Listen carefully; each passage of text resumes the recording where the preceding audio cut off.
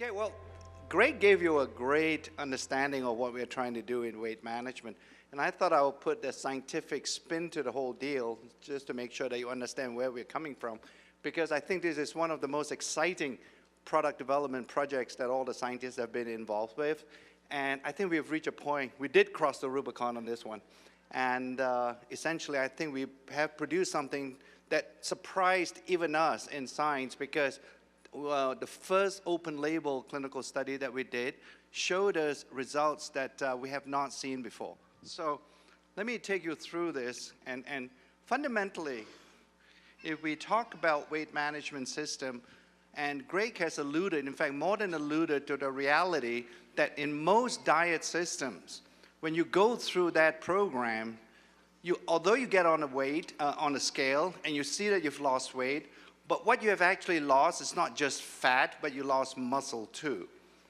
So for all intents and purposes, what we're trying to do with TR90 is to change that equation, that what you are going to lose and what you are going to really not get back would be the fat. But we want to make sure that none of that weight is associated with muscle loss. So that's really the key with TR90. And again, I think there's a deliberate attempt on our part to make sure that we don't consider this to be just a weight loss program. It's really a body composition and weight management system. And it's not just about a single product. It's really the aggregation and the end result of the whole system that's producing this wonderful health benefit from the TR90 when you start using the TR90 system.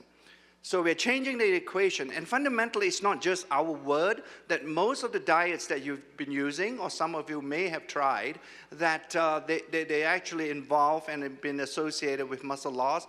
Many scientific studies have been conducted with such diets, and they've shown time and time again that when you lose the weight, when you step on the scale and you see weight loss, what you are seeing, close to 40% of that weight loss is associated with muscle.